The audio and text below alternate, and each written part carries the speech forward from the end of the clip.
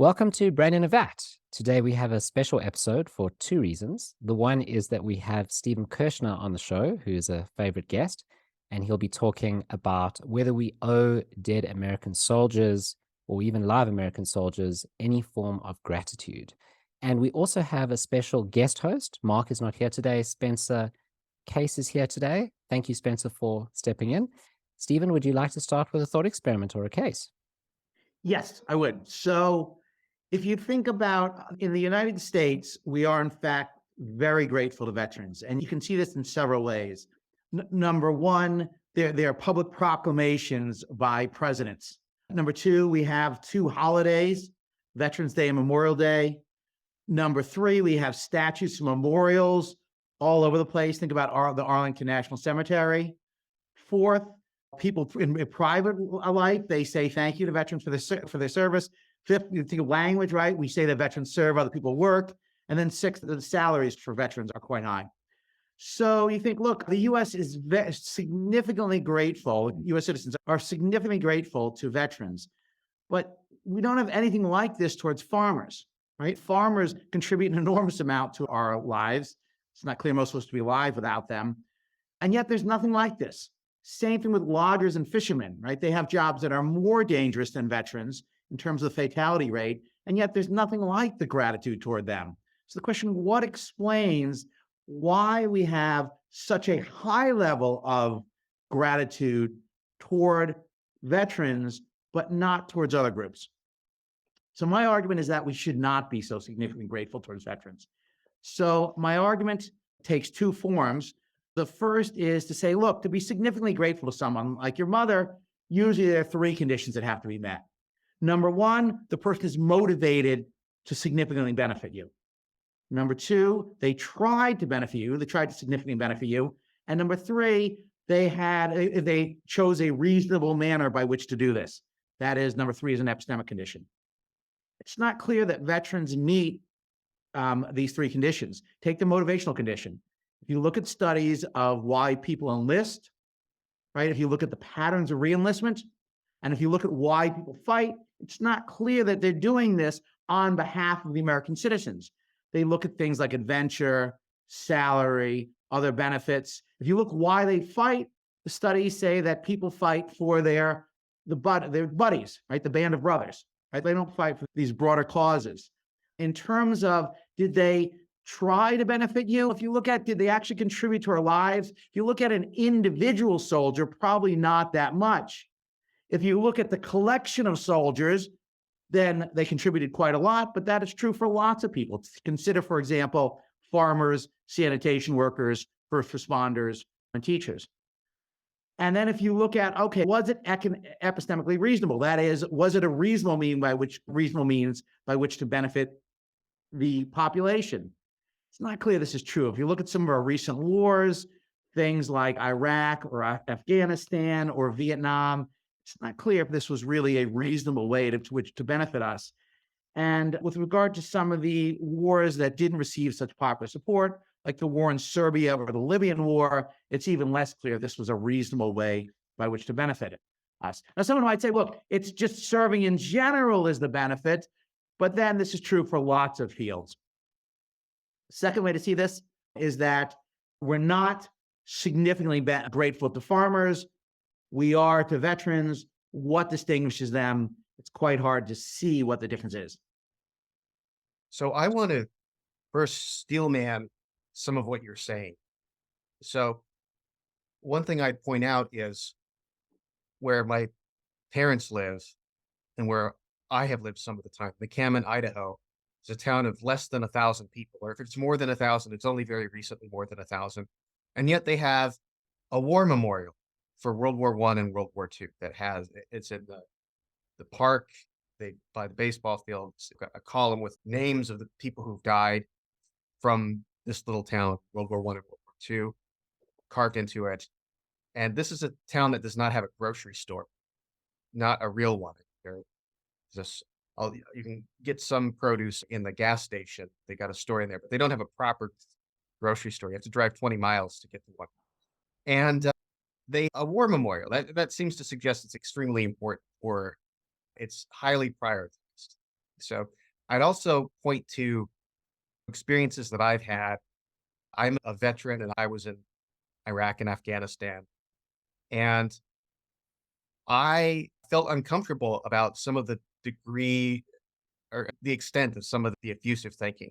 When I was deployed to Iraq, I would get care packages from a kindergarten class in some state, I don't remember, and letters from kids. And then if I were in public in uniform, people would thank me and I would feel like, what for? What have I done? Thank me for my writing propagandistic article in base newspapers. Doesn't really add up. There was one time in particular, I was coming home from leave from Iraq, and there was a layover in Dallas. And I didn't realize this, but out in the main hall, there was this huge veteran greeting crowd.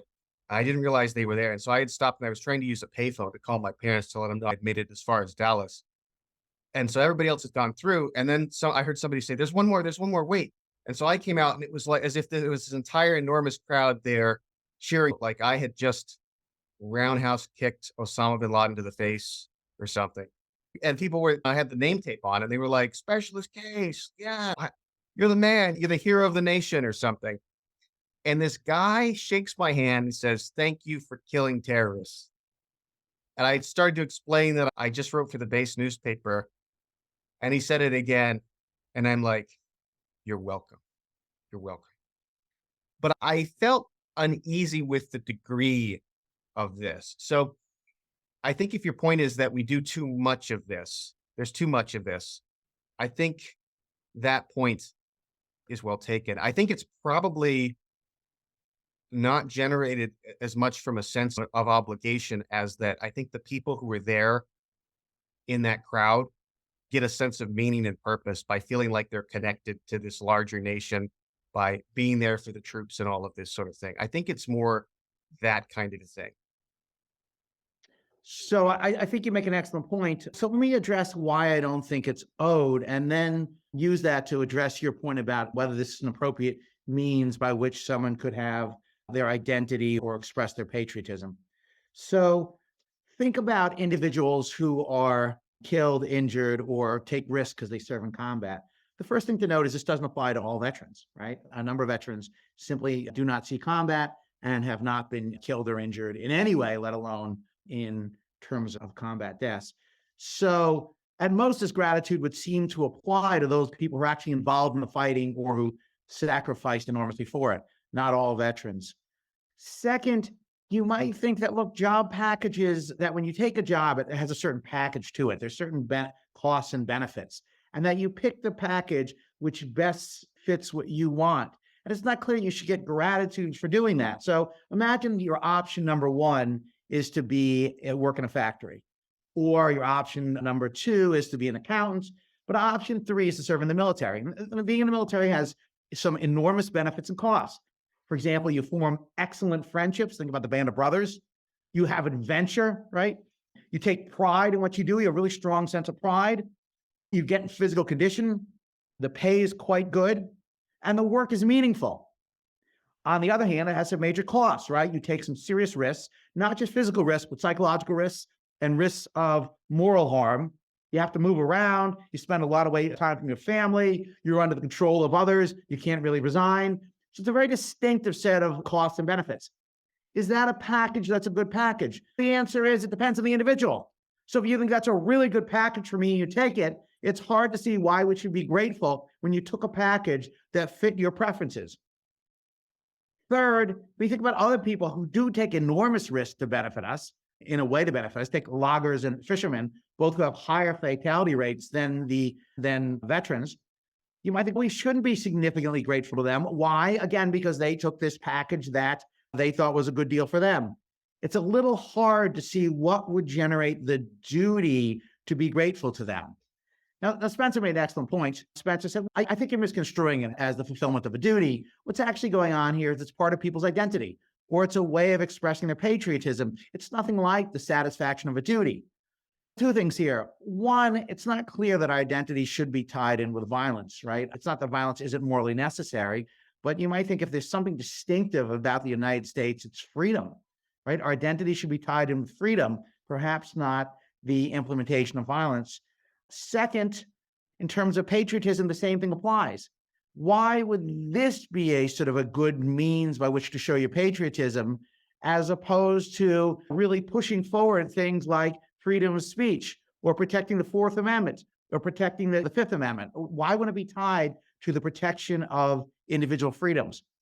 So, but just one last thing, if this was just tied to identity and patriotism, then it's a little hard to see why we go so far in celebrating veterans, right? Why have 2 holidays, right? Out of 11 total federal holidays. Why have all these presidential state? Why have so many memorials and statutes? It just doesn't seem to fit the data well. I agree with a lot of what you're saying. I want to press you on a couple of points. So, one is when you mentioned the packages that veterans get, yeah, they're quite nice. However, I think a lot of us build the kind of gratitude we expect to receive as part of the package of benefits. I think a lot of people, you'd have to pay them a lot more if they were going to work as mercenaries. Now, not everyone. I remember a conversation I had with a friend of mine I was deployed with in Afghanistan, and he liked being a Marine because it was badass and you got weapons and you kicked ass. And that's what the appeal to him. But for me, it really was a patriotic thing. And it mattered to me that I was wearing my country's flag and that I took an oath to the Constitution of the US and to protect it from enemies, foreign and domestic. And that was important to me. And I think it's probably important to a lot of people in the military, such that if that wasn't there, if you were going to do the same tasks and there was no expectation of any kind of public recognition or culture of gratitude, you'd end up having to pay people a lot more to do the same stuff because part of the benefit just is this kind of social status. Great. So another superb point. So as always, yeah. So Spencer's point, which I think is an excellent one, is that look, gratitude is really a form of compensation. And rather than pay soldiers or sailors or Marines or airmen even more, we give them compensation as a substitute for part of the salary that they would otherwise want. One is this seems to involve a lot of people really not understanding what they're doing, right? You have a bunch of people expressing gratitude when it's not warranted, right? This seems to be an expression of a false basis to it, a false belief underlying it. And second, it seems to be vicious, right? Vicious in the sense of not virtuous, right? You have these sort of strong and clear and elaborate expressions of gratitude when it's not in fact owed. So you might think there's a problem with false and vicious attitudes, even if they are efficient or have good results. But I guess I don't even think they're efficient or they have good results. Right? And you might think, look, by using money, we can really calibrate the degree to which we want the best and brightest to go in the military, right? It's very hard to modulate or see the effects of gratitude.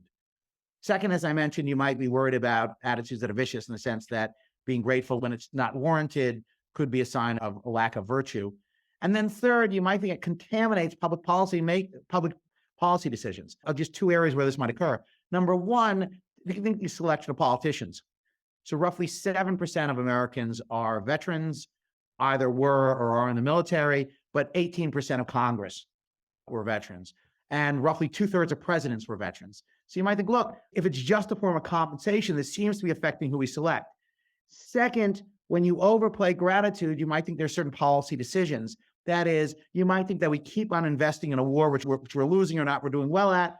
Why? Because of sunk costs, right? Because we're losing our best and brightest, and this is not something we can tolerate.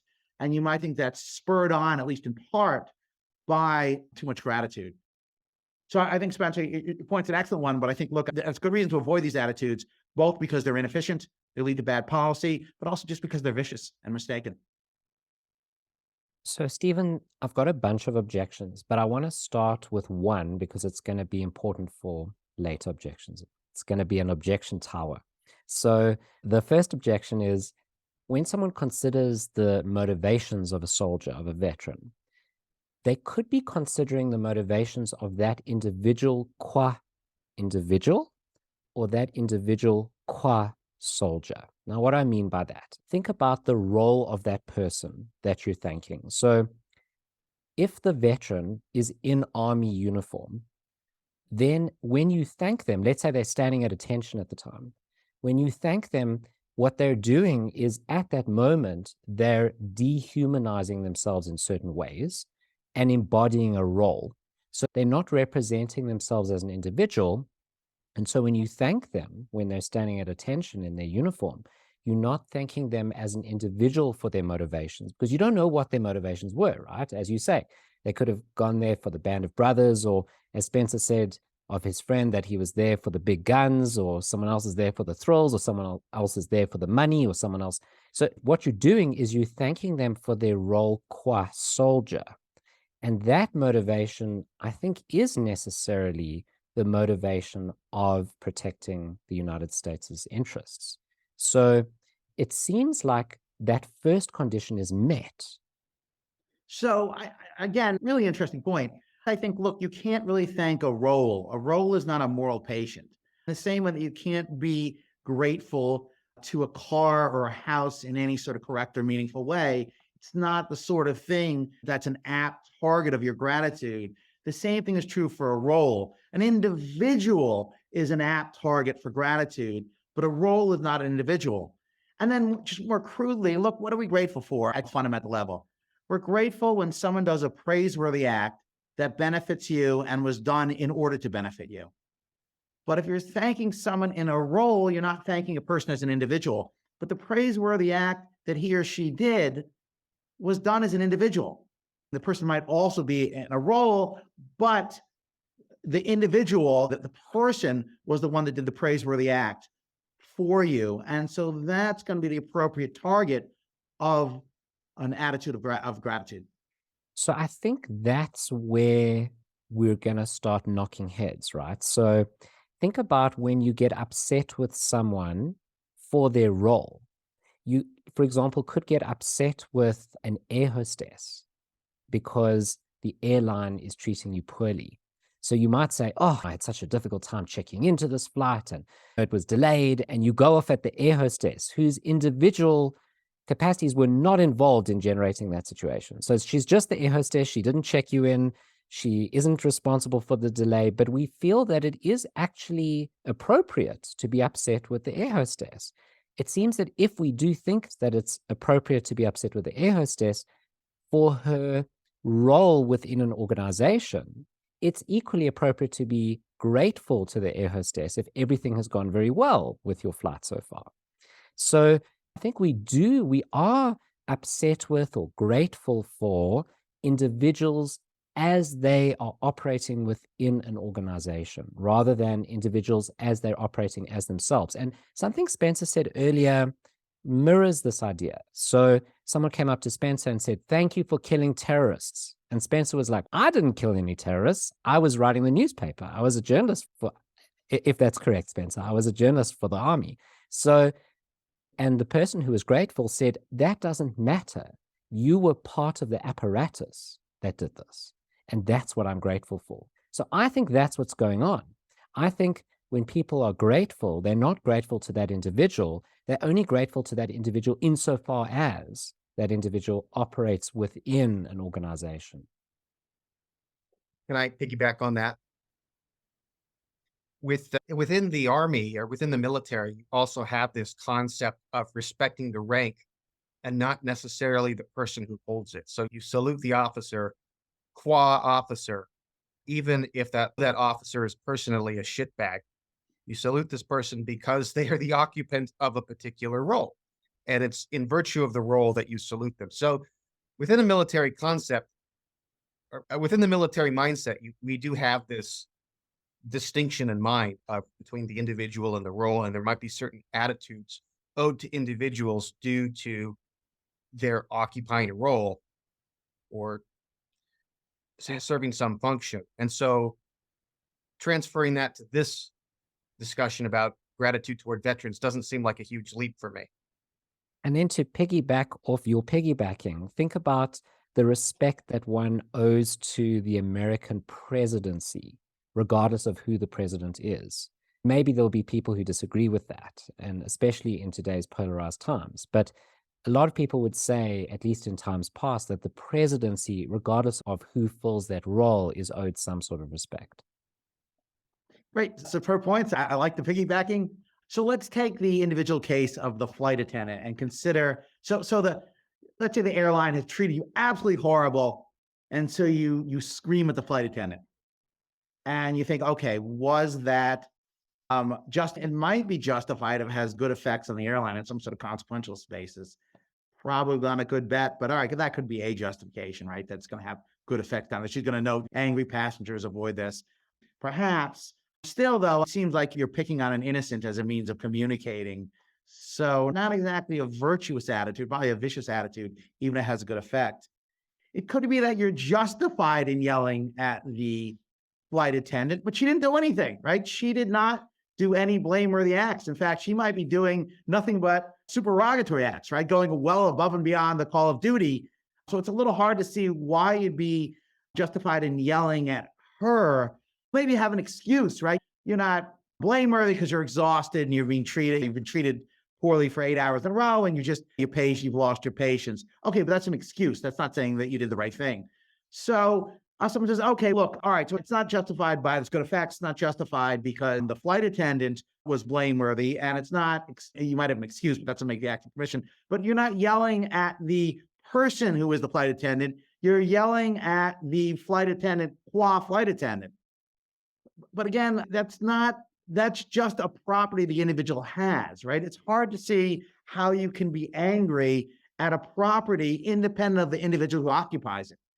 Instead, you're angry at an individual who may contingently have a certain property, but it must be the individual at which the attitude is directed, right? So here would be an analogy. Imagine that you're grateful to in World War II, you think, well, the Spitfire or the Hurricane was just unbelievable in what it did in fighting off German fighter planes, or the American Thunderbolt was just an aircraft. It just cleared the skies of the Luftwaffe fighters. And you think, I'm grateful to the Spitfire or the Thunderbolt.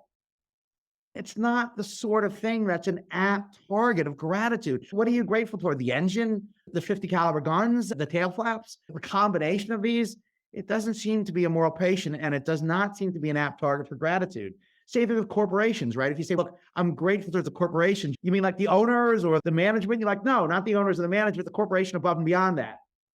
Now, leaving aside the issue of whether there is anything metaphysically above and beyond the management and the owners, which I suspect Jason's fairly sympathetic to this claim, so there's nothing in there. But even if there was something there, and what is it that warrants gratitude?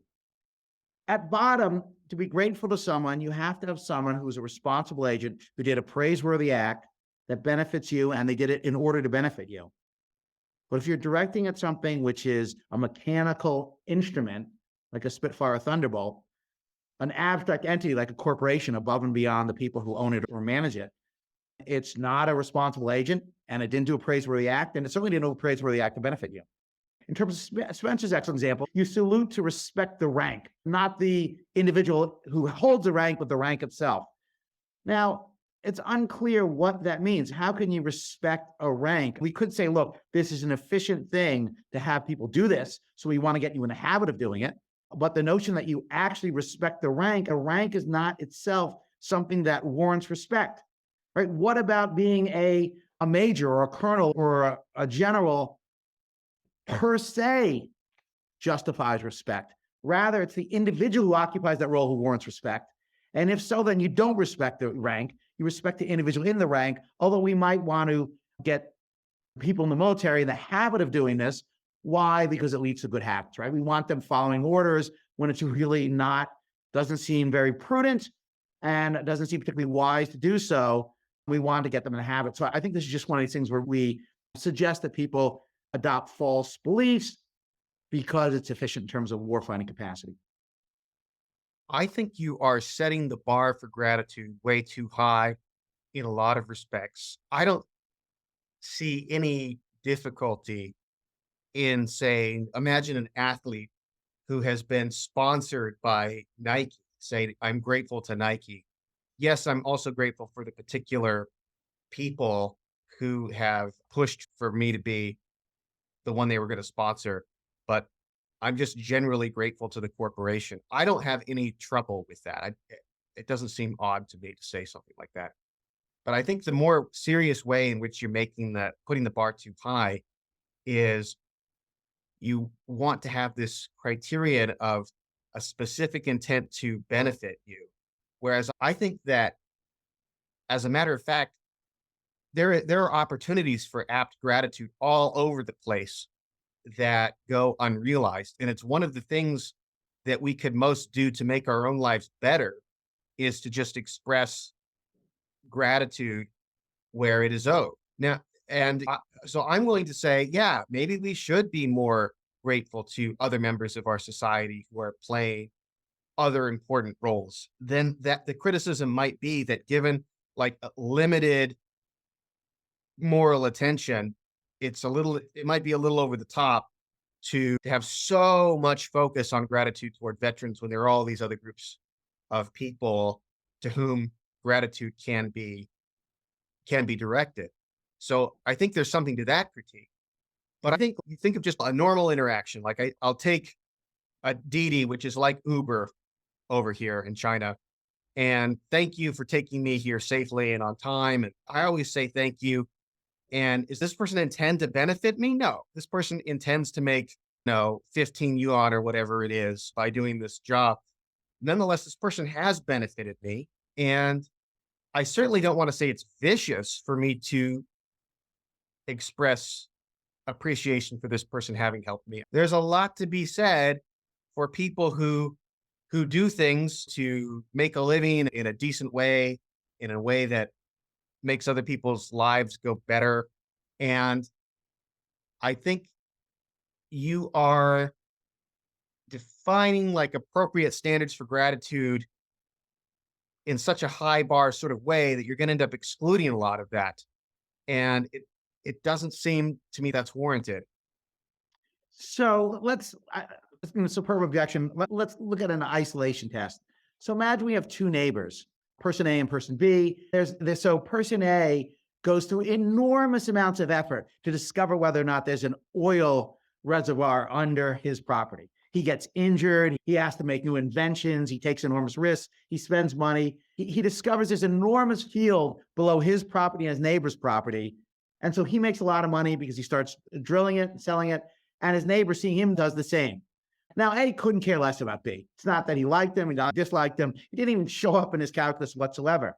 And you think, okay, B benefited a lot from A. Should B be grateful? It's a little hard to see why. It's not the sort of thing that the mere benefit doesn't seem to be what justifies gratitude. It's not the sort of thing we think about when we think about our mothers, right? Why are we so grateful to our mother? Because she was motivated to benefit us, and because she put enormous effort into it, and because she chose an effective way to exercise that effort. It's nothing like just so happens that she benefits me. And just another case. So imagine you have this NFL player, Lawrence Taylor. Lawrence Taylor is one of the greatest linebackers, if not the greatest linebacker ever in the NFL. But imagine he was motivated by concerns to benefit his teammates and to achieve greatness. And that was his focus, right? And then he had sub goals of sacking quarterbacks and tackling running backs and things like that. And you think, okay, how is he any different than the oilman who lives next door, A, who lives next door to B? They benefited us a lot, but it's a little hard to see why they have any of these sort of conditions with gratitude. In terms of your taxi case, this just seems to be etiquette. We're polite because we want to say, look, I know you put some effort on my behalf. So etiquette requires that we say something, and maybe we should even have a low level of gratitude, although I think we're running together gratitude and etiquette. But nothing like, even if all of that is true, there's nothing like the significant gratitude. You should not be significantly grateful merely because someone has benefited you, unless they meet these other two conditions. Now, let me give you what I think is the strongest counterexample in my case, which is the case of a dog, right? A lot of us are very grateful to dogs and cats. And you might think, look, they're not responsible agents. They didn't do praiseworthy things. And here I just think it's just a metaphorical way of thinking. As much as we love them, we do love the fact that they love us, still, there's a metaphorical type of gratitude in here. It's like saying that the black mamba deserves its fearsome reputation. Black mamba doesn't deserve anything, right? It's just a snake. but we're saying like it's metaphorical. So I think what's going on here is one, we're talking low levels of gratitude at all. And two, we're talking about metaphorical uses of gratitude. So I want to look at some of the analogous cases you've looked at. The first one was farmers, and you said we're not very grateful to farmers, quite rightly so. And it seems like farmers are doing no less than soldiers are doing, and so we shouldn't be that grateful to soldiers. So then I thought, okay, no, but the risk faced by soldiers is greater. And then you raised your second case, which is loggers and fishermen. And you said the loggers and fishermen have higher mortality rates on the job than soldiers. And I thought, okay, that's interesting. I thought there's two things that could be going on. So the one is that people are just unaware of that, right? So they're just unaware that loggers and fishermen have such a high mortality rate. And so if they knew that, they would feel very grateful to loggers and fishermen, and that would be an appropriate response, just as being very grateful to vets would be an appropriate response. But the second thing that might be going on there is, even if as a whole, loggers and fishermen on average have a very high mortality rate, it might not be the case that loggers and fishermen have as high a mortality rate as a subsection of soldiers, specifically those in combat. And it could be that when people are grateful, what they're grateful for is soldiers in combat, and the fact that if you enrolled in the army, I'm assuming it is the case that you could land up being one of those soldiers in combat. So even if you choose to be a journalist, I'm assuming at some point you could be called up. So you are enabling the possibility that you could be one of those soldiers. And that is something that's quite a remarkable choice. You're choosing to put yourself in a situation where you might be called up to be on the front lines. And maybe if you understand the risk that way, actually the risk that soldiers face is much higher than the loggers and the fishermen. So it's a per point. So the point is that, look, what I'm missing out here is that, look, some soldiers, those who face combat, do get killed and injured at a much higher rate. And it's not just the physical injury, I should mention. There's also psychological injury. PTSD is very common. And as Bradley Strasser and Mike Robillard pointed out, there's also sort of moral risk, right? They risk enormous feelings of like guilt and wrongdoing and dirty hands in virtue of me, and a serious cost as well. And the idea is that, look, because these people have such high costs, and because everyone in the military could be in that subject that seeks combat, they have a much stronger claim to gratitude than other groups, even loggers and fishermen that as a whole die at a higher frequency. Okay, number one, even if that were true, as a side note, most members of the military who die don't actually die from combat or homicide. They actually die from accidents. So it's a little misleading when we think about, okay, why exactly do people die? But let's assume that's not true. Consider, should we be sympathetic to the group which takes the largest risk? And I think the answer here is no, because it depends on the job package. So here's an example. Imagine we have a reverse lottery. So some of the richest people in the world, they allow 10,000 healthy people to enter this reverse lottery where each gets $10,000. But for each year, the person signs up for the lottery, and then only one person is picked. So there's a 1 in 10,000 chance you're going to be picked. But if you're picked, you're going to be killed and your organs will be distributed for the rich people who need it. So you have some people say, look, for $10,000 and only a 1 in 10,000 chance of being killed, this is a pretty good deal, and they sign up for it. And then Jones gets picked. His numbers comes up. And Jones says, look, you should be really grateful to me. And you think, why? You thought this was a reasonable deal. It probably was a reasonable deal. And if you don't like $10,000, make it $100,000. And so what exactly is the objection? Just because you took a job which had all these benefits, or you entered this lottery which had all of these benefits, but you knew there was a tiny risk of something terrible happening, that was the cost, and then you happen to come up on the unlucky number. It's a little hard why we should think someone who enters the reverse lottery should have a claim about gratitude. Well, you might think that in some ways, someone who signs up to be in the military is entering a reverse lottery.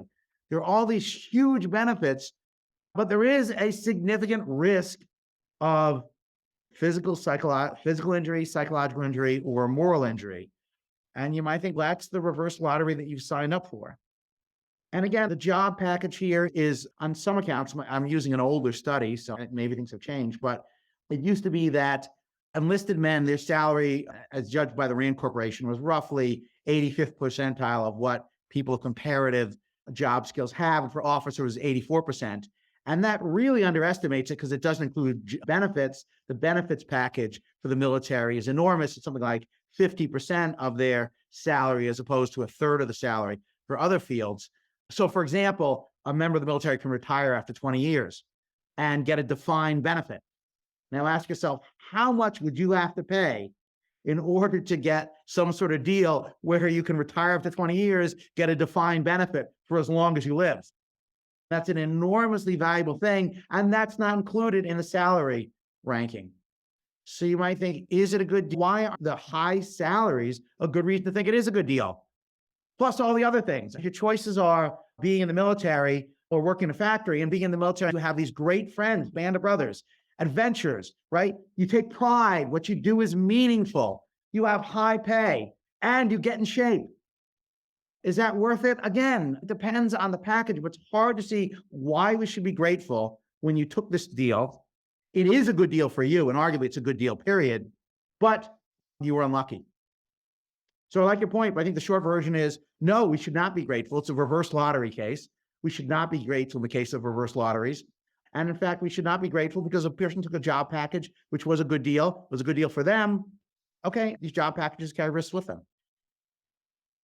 I want to draw some distinctions between some of the cases that you're proposing here. So in the your next door neighbor drills for oil case, or you could make it so that he does some significant renovations on his property that raises the property of your house as well, but he doesn't care. I don't think there's anything inappropriate with bringing the guy a plate of cookies and saying, hey, you did me a favor. I know you didn't mean to, but I appreciate it. Or at least that's the very Idaho Mormon thing to do. I don't see any issue with that. It doesn't seem, at least it doesn't seem inappropriate. It doesn't seem required, but it seems perfectly okay. And maybe even a little bit virtuous. As far as the other case, what I think is interesting about the reverse lottery case is your intention had better be not to benefit anyone, right? Your intention is that in no way will I benefit anyone because I'm here for the money and I'm hoping it's not my number that comes up and my organs get harvested, which is the only way I'm going to benefit anyone in this game. So with the case of the soldier that's deployed, you can provide significant protection to American civilians, American citizens, and not end up with 80% of your body covered with third-degree burns from an IED or what have you. The risk, the harm that you're avoiding, and the benefit that you're trying to provide aren't packaged together in such a way that they're like mutually exclusive, where it's a zero-sum game necessarily. So those are some. Great. So I like these cases. Let's take the oil case. So someone benefited you. They had no interest in doing so. In fact, you can imagine a case where they didn't even know that you're alive, right? Imagine someone likes to go hunting these large predatory pigs that are out there, and they're so large and aggressive that they occasionally eat civilians, right? They actually were prehistoric pigs that would be that dangerous. The hell pigs is the intelligence. But anyway, so imagine someone like just loves hunting these predatory pigs, and he shoots one. Counterfactually, it would have been the case that had he not shot, the pig would have eaten you. It's a little hard intuitively to see that why you should be, he didn't even know you existed. He was out there shooting pigs. You might think that you want to encourage him. Maybe that's why you should bring him a plate of cookies. Or you might think that, look, we should be a little too willing to be grateful when we in fact are not, when the basis of gratitude is not there, just because it's a good habit to form, that it's going to make our lives go better if we have an overdeveloped tendency to be grateful. But that doesn't mean that's appropriate. It's an odd view that whenever someone benefits you, you should be grateful. Here's an example. Imagine that A and B are both competing for C's hand in marriage. And a driver, D, gets really drunk and kills B. So A gets to marry C. Should A be grateful to the drunk driver? Why not? It provided him an enormous benefit. And you might think, because I didn't know he was alive, that's why he was drunk driving. I just think we're confusing etiquette and overly developed senses of gratitude that are good prudential habits as opposed to when they're warranted. As far as the reverse lottery goes, I'm not sure why it matters. Imagine the person who went to the reverse lottery, 2% of their motivation is to benefit the ultra rich people who will need these organs to survive. It doesn't matter whether they have a 2% motivation or a 0% motivation. It's a little hard to see why that should matter. And you might think, okay, 2% is too low.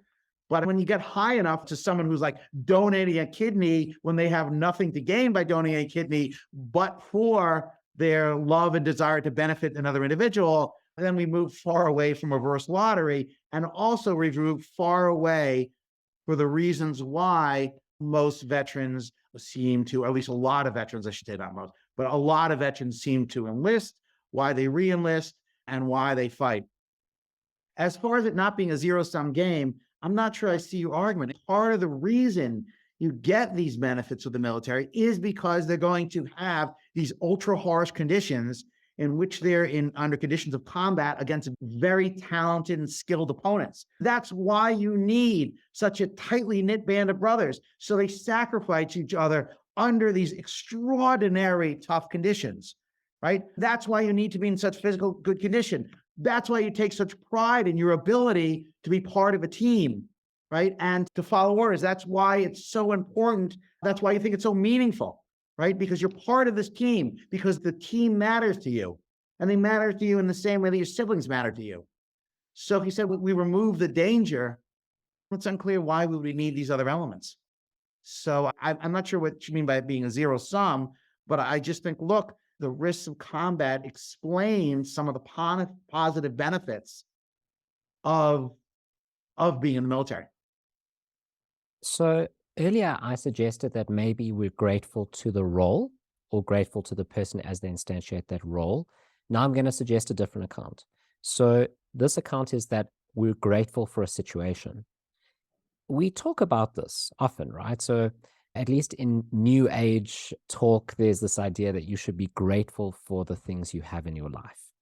And there's a lot of psychologists that suggest you wake up every morning and you do your gratitude enunciations. So you stand in front of the mirror and you say, I'm grateful that I have hair, and I'm grateful that I have clothes, and I'm grateful that I have breakfast, and I'm grateful I have a partner. And you might say, that's absurd, right? Who are you grateful to? You're the one that did all of this. Or if some individual really did give you all of this, you should be grateful to that individual. But given that no specific individual gave you all of this, it's nonsensical to be grateful. But a lot of people do seem to generate that feeling. And according to some psychologists, that's a very helpful feeling to generate. So what might be happening with the soldier, with the veteran, is that the American is grateful for a situation where their country is safe, where their country is not being invaded by foreign parties. And that situation is a situation that they're grateful for, or as the person who was grateful to Spencer said, I'm grateful that terrorists are being killed. Right? So the situation is that terrorists are being killed. And I'm grateful to you, soldier, in your instrumental value in bringing that about. So I actually don't think that's a form of legitimate gratitude, but maybe one way we could approach it, which would be which would combine our views to say there's moral and non-moral gratitude. And if we think by gratitude, something like you're thankful or appreciative, then maybe you can be thankful or appreciative of things that are not responsible, that don't have well-being levels, and that can't be praiseworthy. So imagine that you're grateful to the beauty of the Adirondack Mountains, right, up in upstate New York, or you're grateful to just the absolute gorgeous design of a gaboon viper. I like snakes, so a gaboon viper is particularly like gorgeous type of snake. Or you're grateful that you still have hair, or that the Florida weather is always as wonderful as it is. And you think, okay, what's going on there? You're thankful or appreciative, but not in a moral manner, in a non-moral manner. Okay, but if that were true, the question is, why would that be virtuous? It might be the case that it's a good idea. It will make you happier. It will make you feel more fulfilled. But why would that be virtuous? Why would that be the sort of thing we want to encourage by itself? It might be valuable because it has good consequences, but then we have to go down the consequential realm and say, okay, what's the cost, though, of this gratitude? And the cost I claim is quite high in the case of veterans. In the case of the safe country, I guess I think this just doesn't get it right phenomenologically. I don't think people are grateful for being a safe country. I think they're grateful for the rough individuals who provide it for us. So I just think phenomenologically, it doesn't seem to get what the gratitude is aimed at. But I guess the more fundamental objection is that, look, if there is this non-moral gratitude, it's not virtuous, and we want to encourage it only if it makes our lives go better.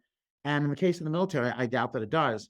In fact, I doubt that it does in general, but I really doubt that it does in the case of the military because, like I said, of the inefficiencies and the way it affects policy. I'm reminded of a passage in Theory of Moral Sentiments, Adam Smith's Theory of Moral Sentiments, where he imagines this guy who's a survivor of a shipwreck, and he is saved from destruction by a single plank that's floating. He holds on to it for, I don't know, 3 days or something. And then he finally comes to shore. And he says it would be inhuman not to feel something for that plank of wood. I think he called this the shadow of gratitude. He said it would just be inhuman where, okay, now you need some firewood now that you're on land, and you just burn this when there are a pile of dry sticks right over there. So no, this person would take this home if he could. If another ship came by, he'd take the plank home with it, make his dining room table out of it, or hang it up on the wall. And he called that like the shadow of gratitude. And so I'm wondering if in some of these limit cases, like the limit case in which the person had no intention at all of benefiting you, there it's just like you might say that's just the shadow of gratitude. That is just the way humans are psychologically constituted to feel this certain way.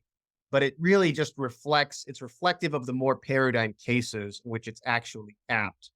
But I think it's not like inappropriate. It's not inappropriate to feel gratitude toward things of a kind. I don't think that guy is attributing agency to the wood. Thank you for choosing to be buoyant. I don't think that's necessary. But I think it might be that some of the limit cases we can concede, okay, you're right. Maybe that isn't real gratitude. Maybe it's this closely related phenomenon that has to do with just the coarse-grained nature of human emotions. But it's probably at least harmless and maybe even a little bit good to be grateful for things, if for nothing else, because it makes our own lives go better to counter some of the negativity bias a lot of us have. So on the first point, I think I agree with you. I mean, the shadow of gratitude probably tells us that it's not real gratitude. It's vaguely gratitude-ish, a defective form that were it a sentient being, it would be appropriate. But notice that the gratitude aimed at mere objects, right, insentient objects, seems to involve something like the following claim: the plank of wood deserved better. The plank of wood did not deserve better. The plank of wood has no desert, right? It's not the case that the wood cares whether or not you burn it or put it up on the wall. The wood couldn't care less which one you do. The wood has no interest whatsoever. So you think, okay, what's going on here? You're projecting things like this wood deserves better, but it doesn't. So is it in any way problematic if you attribute desert to something that does not deserve something, or if you have an attitude that assumes that something is praiseworthy when in fact it's not praiseworthy at all? And I think the answer is yes. Here are the two problematic elements. One, you have a false belief. And two, you seem to have a belief which is not virtuous in the sense that you're loving things that are not worthy of being loved, or alternatively, it could be hate things that are not worthy of being hated. That, I think, is what constitutes a lack of virtue. Now, is it strong enough to be a vice or a significant vice? Probably not, but it is false, and it does seem to be the opposite of virtue. It's the love or appreciation aimed at something that does not merit it. So you would not be impressed by someone who really was grateful to that plank of wood and insisted on preserving it in gold covering and saluting it and expressing for 10 minutes your gratitude each and every day for the next 40 years of your life. You would think, look, running into the burning building and pulling out the plank of wood and leaving the child. That's right. You think badly burning themselves in order to save the plank of wood. You might think, look, there's something wrong here. What's wrong? What's wrong is you're projecting desert or sentience or moral importance to something which simply doesn't have it. Yeah. Will it make your life go better? Perhaps if we're more grateful, but that's not clear. What's good for an individual might not be good for a collection of people. So I want to try and come up with a case where someone had no intention of benefiting you, but they benefited you enormously. And as a result, it's appropriate for you to feel enormous gratitude. So the kind of case I have in mind is you're lying in a hospital bed. You've been lying there for months because you're in heart failure. And every day your life goes worse and worse. And the question is, will there be a donor to give you a new heart? And at the very last minute, just before your last days are up, someone gets into a car accident on the other side of the city. And they don't know you, you don't know them. It turns out that you're a match, and they rush over the heart and they give you the heart. And you survive and you thrive and you have a wonderful life. And every night before you go to sleep, you think, I'm so grateful for this heart, and I'm so grateful for the person who gave it to me. Even though they had no belief that they were going to be in a car accident, they had no intention of doing so, no intention to give you the heart, no intention to save your life.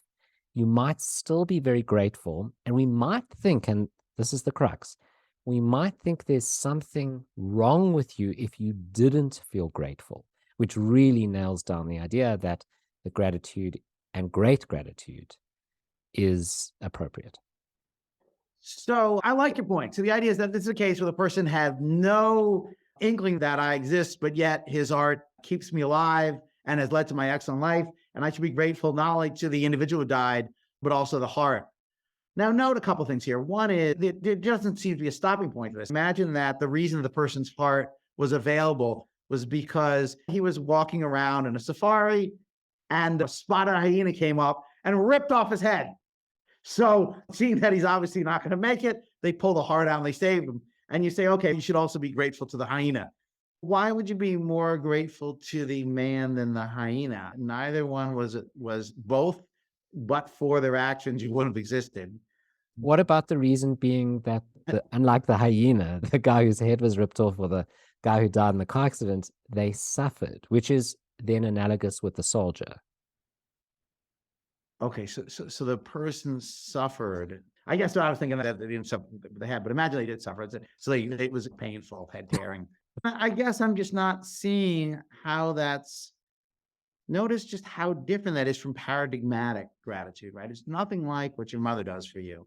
And you might think, okay, not all gratitude is like your mother, but then I'm lost as to what is it that justifies gratitude. Take the notion that you should be grateful to the heart. Well, the heart is like the plank of wood in the Adam Smith case, right? Just as the plank of wood doesn't care whether you burn it or put it on the wall or encase it in gold, the heart doesn't care either.